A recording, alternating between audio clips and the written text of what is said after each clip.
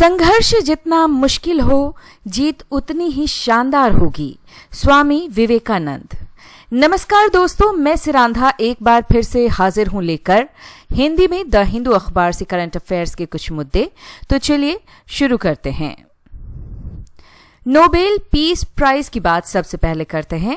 साल 2025 का नोबेल शांति पुरस्कार वेनेजुएला के विपक्षी नेता मारिया कोरेना मचाडो को मिला है।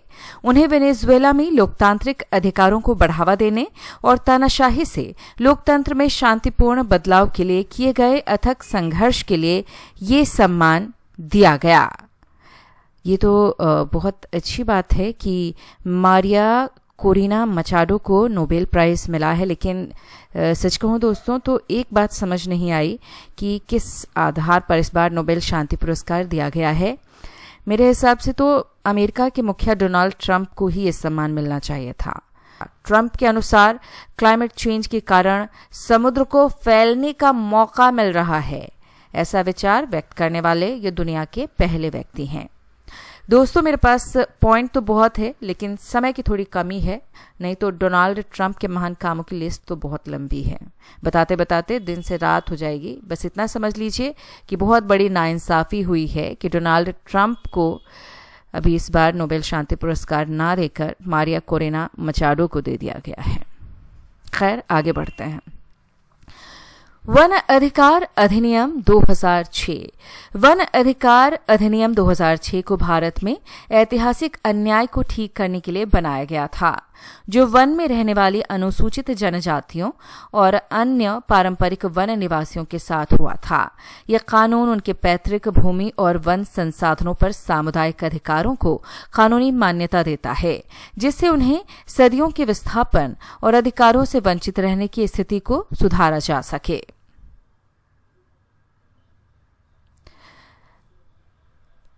Right to information.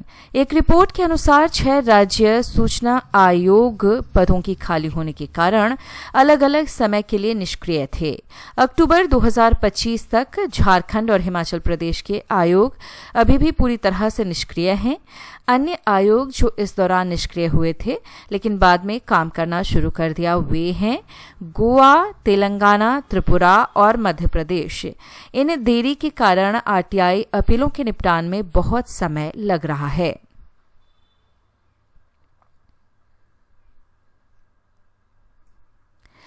चेनाब नदी जल विद्युत परियोजना। भारत सरकार की विशेषज्ञ समिति ने जम्मू और कश्मीर में चेनाब नदी पर रुकी हुई 1856 मेगावाट सावलकोट जल विद्युत परियोजना के लिए पर्यावरण मंजूरी की सिफारिश की है। पाकिस्तान के साथ सिंधु जल संधि को निलंबित करने के बाद ये परियोजना एक महत्वपूर्ण रणनीतिक कदम है।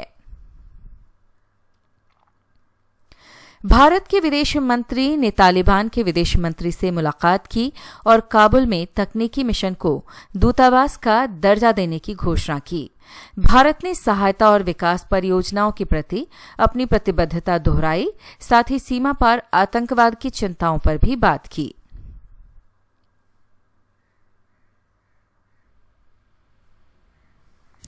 भारत ने काबुल में अपनी तकनीकी टीम को पूरा दूतावास बनाने का ऐलान किया। ये तालिबान के 2021 में सत्ता में आने के बाद पहली बार ऐसा हुआ है। तालिबान के विदेश मंत्री अमीर खान मुत्तकी ने भारत का दौरा किया। ये इस तरह का पहला बड़ा संपर्क था जो पाकिस्तान और चीन के साथ क्षेत्रीय तनाव के बीच रिश्ते मजबूत करने पर केंद्रित था। परिणाम में नई विकास योजनाएं, अफगान शरणार्थियों की मदद और अफगानिस्तान के लिए भारत द्वारा घोषित स्वास्थ्य परियोजनाएं शामिल हैं। चर्चाओं में राजनयिक संबंध बेहतर बनाने और संभावित आर्थिक सहयोग पर जोर दिया गया, जो क्षेत्र में भारत की रणनीतिक समीक्षा को दिखाता है। 2023 एनसीआरबी रिपोर्ट में 2 क्षेत्रों में तेजी से वृद्धि दिखाई गई है: साइबर क्राइम और अनुसूचित जनजातियों के खिलाफ अपराध। साइबर क्राइम की बात करें तो इसमें काफी बढ़ोतरी देखने को मिली है। साइबर अपराधों के मामलों में 31.2% की जबरदस्त वृद्धि हुई है। कुल 86,420 मामले दर्ज किए गए। इसके मुख्य कारण क्या हैं? लगभग 69% साइबर अपराध धोखाधड़ी से जुड़े थे। सर्वाधिक मामले कहां सामने आए? कर्नाटक में सबसे ज्यादा साइबर क्राइम के मामले दर्ज किए गए। वहीं बात अनुसूचित जातियों के खिलाफ अपराध की करें तो इसमें तेज उछाल देखने को मिला। इस रिपोर्ट में अनुसूचित जनजातियों के खिलाफ अपराधों में 28.8% की महत्वपूर्ण वृद्धि हुई है। कुल 12,960 मामले दर्ज किए गए। सबसे ज्यादा इससे कौन सा इलाका प्रभावित रहा? जातीय हिंसा से जूझ रहे मणिपुर में सबसे अधिक 3,399 मामले दर्ज किए गए। अपराध दर की बात करें तो अनुसूचित जनजातियों के खिलाफ अपराध की दर बढ़कर 12.4 प्रति लाख जनसंख्या हो गई है। अनुच्छेद 370 भूतपूर्व जम्मू और कश्मीर राज्य को विशेष स्वायत्त दर्जा प्रदान करता है। ये भारतीय संसद की विधायी शक्तियों को रक्षा, विदेश मामलों और संचार तक सीमित करता था, जिसे 2019 में समाप्त कर दिया गया। वहीं अनुच्छेद 35A की बात करें तो जम्मू और कश्मीर की विधायिका को स्थायी निवासियों को परिभाषित करने और उन्हें संपत्ति, राज्य, रोजगार और निवास के संबंध में विशेष अधिकार देने का अधिकार देता था, जिसे 2019 में निष्क्रिय किया गया। चेलम हिल्स, चेलम पहाड़ी जिसे चेलम कोंडा भी कहा जाता है, आंध्र प्रदेश के उत्तरी भाग में स्थित है। ये विशाखापट्टनम के पास है। आंध्र प्रदेश के नक्शे में भी आप इसे देख सकते हैं। सवारा या सोरा एक विशेष रूप से कमजोर जनजातीय समूह है जो मुख्य रूप से ओडिशा और आंध्र प्रदेश, भारत के पूर्वी घाट क्षेत्र में निवास करती है। भारत के पूर्वी घाट क्षेत्र में ये लोग निवास करते हैं। ये सोरा नामक एक मुंडा भाषा बोलते हैं और पारंपरिक रूप से झूम खेती तथा कला, दीवार पेंटिंग जिन्हें इटलॉन कहा जाता है, इसका अभ्यास करते हैं। वे ऐतिहासिक रूप से हमेशा कुल्हाड़ी रखने के लिए जाने जाते हैं। भारत सरकार विशेष रूप से कमजोर जनजातीय समूहों की पहचान 5 मानदंडों पर करती है। कृषि पूर्व तकनीक का स्तर, कम साक्षरता, छोटी आबादी या बिखरी हुई आबादी और निर्वाह अर्थव्यवस्था। इन समूहों को विशेष विकास प्रयासों की आवश्यकता है। माइक्रो फाइनेंस ऋण डिफॉल्ट में 2024-25 के दौरान भारी वृद्धि हुई है।